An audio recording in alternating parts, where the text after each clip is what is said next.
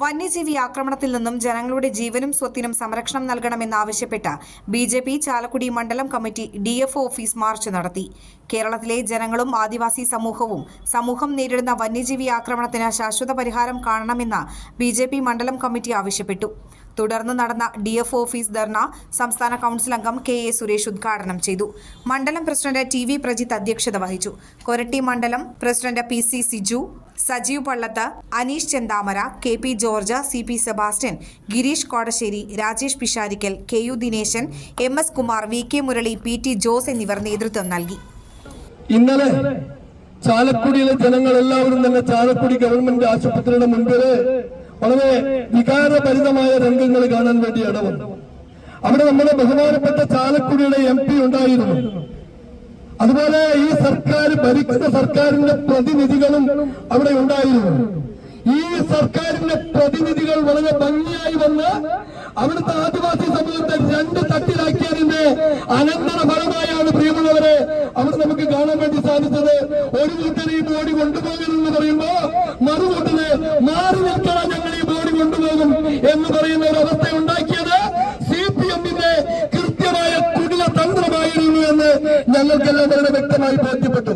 ഞങ്ങളുടെ ചോദ്യം, ഈ കേരളം ഭരിക്കുന്ന സർക്കാർ, ഇവിടുത്തെ വനം മന്ത്രി വനം മന്ത്രി ശ്രീ ശശിധരൻ അവറുകൾ, അദ്ദേഹത്തിന്റെ പണി എന്തായിരുന്നു? സ്ത്രീകളെ ഫോണിൽ വിളിച്ച് നേരം കളയുന്നൊരു പരിപാടിയായിരുന്നു. അതിന്റെ പേരിൽ നിന്ന് മന്ത്രിസഭയിൽ നിന്ന് മാറ്റി നിർത്തിയ അദ്ദേഹത്തെ വീണ്ടും രണ്ടാം തവണ ഇവിടെ കൊണ്ടുവന്നു. ഞാൻ ചോദിക്കട്ടെ, പാവപ്പെട്ട ആദിവാസി സമൂഹത്തിന് വേണ്ടി, ഈ മലയോര മേഖലയിലെ ഈ വന്യമൃഗ ശല്യത്തിന് വേണ്ടി ഒരു ചെറു വീസലടക്കാൻ അല്ലയോ ശശിധരൻ സാറെ നിങ്ങളെ കൊണ്ട് സാധിച്ചോ? സാധിച്ചില്ല. കാരണം അവർക്ക് അതിനൊന്നൊരു താല്പര്യമില്ല. ഇവിടുത്തെ സർക്കാരിന് പാവപ്പെട്ട ജനങ്ങളുടെ വോട്ട് മാത്രം മതി. അതിരപ്പള്ളിയിൽ ചെന്ന് അവർക്ക് ഇലക്ഷൻ സമയത്ത് അവർക്ക് വേണ്ടത് ചില കാര്യങ്ങൾ ചെയ്താൽ വോട്ട് കിട്ടുമെന്ന ഉറച്ച വിശ്വാസം ഇരു മുന്നണികൾക്കുമുണ്ട് പ്രിയമുള്ളവരെ. അതുകൊണ്ട് തന്നെ അവര് ഇവരുടെ കാര്യത്തിൽ എന്ത് ചെയ്താലും ചെയ്തില്ലാലും അവർക്ക് പ്രശ്നമില്ല എന്ന് ചിന്തിക്കുന്നു.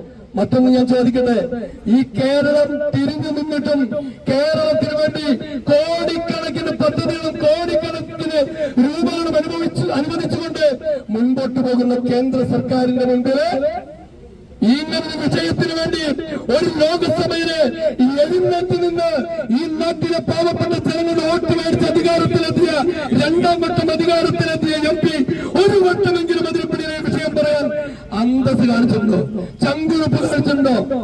കാണിച്ചിട്ടില്ല. നേരെ മറിച്ച് മുനമ്പത്തെ പാവപ്പെട്ട ജനങ്ങളുടെ വിഷയങ്ങൾ അടക്കം പരിഹരിക്കപ്പെടുന്ന വഖഫ് ബില്ലിന്റെ കാര്യത്തിന് വ്യക്തമായി പ്രതികരിക്കാൻ ഇവർ തയ്യാറായി.